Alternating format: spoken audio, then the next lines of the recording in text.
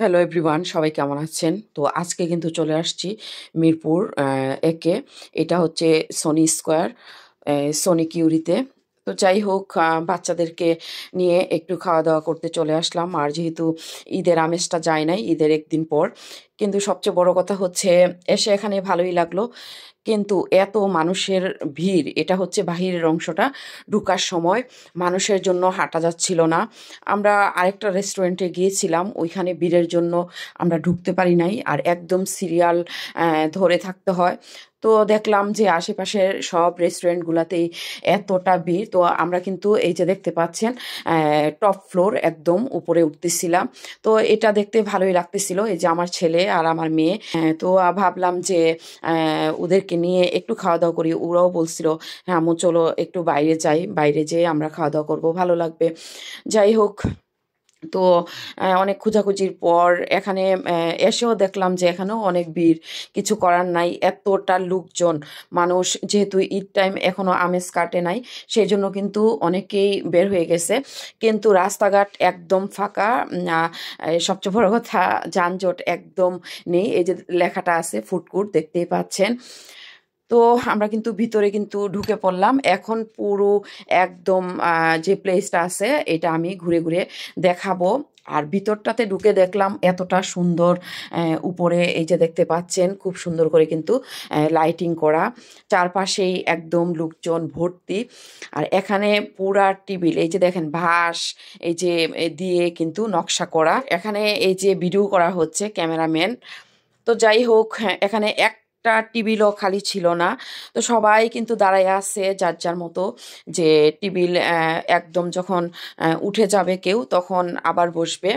তো যাই হোক, অনেক কষ্টের পরে লাস্টে একটা টেবিল আমি পাইলাম। তারপরেও ওই আপু দুইটা ছিল, একটা ভাইয়া ছিল, আমি বলে রাখছিলাম যে এটা খালি হইলে আমাকে দিয়েন।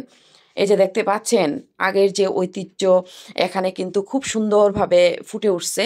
এই যে এটাকে মাছ ধরে, এই জিনিসটা বেতের, কি আমাদের দেশের ভাষা বলা হয় যে পলো না কি জানে, তারপরে ডুলা আমাদের দেশে, এগুলা দিয়ে মাছ বাজার থেকে নিয়ে আসতো, আমরা ছোটবেলা দেখছি মাছ ধরতো এরকম পলো দিয়ে। তো যাই হোক, সব কিছু মিলাইয়া আমার কাছে অনেক ভালো লাগছে। ভিতরটা আসলেই সত্যি অনেক সুন্দর। তো পুরো ভিডিও দেখার জন্য আমার সাথেই থাকেন, আমার কাছে ভালোই লাগলো। তো একটু হাঁটাহাঁটি করতেছিলাম। আমার মেয়ে বলতেছিল, আম্মু ছবি উঠাই দাও, ভালোই লাগতেছে, কয়েকটা ছবি উঠাই দিলাম। আমিও কয়েকটা ছবি উঠাইলাম। আর এখানের প্লেসটা এতটা সুন্দর, অনেকেই দেখলাম খুবই এনজয় করতেছে, ছবি উঠাচ্ছে। তো আমার ছেলে আর আমি খাবার অর্ডার করতে চলে আসলাম। আর এখানে হচ্ছে খাবার অর্ডার করে ওনারা ফোন নাম্বারটা রেখে দেয়, ফোন করবে, তারপরে খাবারটা নিয়ে আসতে হবে। তো যাই হোক, এখানে কিন্তু এই যে পাতিলের মধ্যে যে চিকেন বিরিয়ানিটা, এটা দিয়ে দিল। তো এখন খাওয়া দাওয়া শুরু করব, খেয়ে টেস্ট কিরকম দেখি। তো যাই হোক, এই চিকেন বিরিয়ানিটা পাতিলের মধ্যে একদম ভর্তি করা দেখছিলাম। তো এখানে ওনারা এরকম ভর্তি করে দেয় না। তো যাই হোক, এখানে নান রুটি আর হচ্ছে চিকেন মশলা, যেটা একটা কারি নিয়েছি, এটার সাথে ক্যাপসিকাম টমেটো দিয়ে। তো আমার ছেলের পছন্দ মতোই সব কিছু নিলাম, ও যা যা লাইক করে খেতে। আর ওকে বলছিলাম যে ফ্রাইড রাইস, চিকেন এগুলার প্লেট আছে, এগুলা নিতে পারো প্যাকেজ। বলে যে না আম্মু এগুলা খাবো না। তো যাই হোক, এইগুলাই নিছে। এখানে ফ্রুটের যে জুস আছে ওরা নিল। তো এখানে ডেকোরেট করাই যে দেখতেই পাচ্ছেন, একদম কিন্তু কাঁচা গাছ দিয়ে কিন্তু সাজানো, এতটা সুন্দর। পুরা ভিতরটা অন্যরকম একটা লুক, লাইটিং, তারপরে যে বাঁশ বেত এগুলা দিয়ে কিন্তু পুরনো যে ঐতিহ্য, এগুলা সব কিছু মিলাই অনেক ভালো লাগছে। যে ক্যান্ডেল লাইট, এই যে এই মোমবাতিগুলা, অনেক অনেক সুন্দর ভিতরটা। মানুষে কিন্তু অনেকেই ছবি উঠাচ্ছে। তো মানুষ কিন্তু সবাই এখানে যার যার মতো করে এনজয় করতেছে, খাওয়া দাওয়া করতেছে। তো সব কিছু মিলে কিন্তু আমার কাছে অসাধারণ লেগেছে। তো এখন কিন্তু চলে যাব।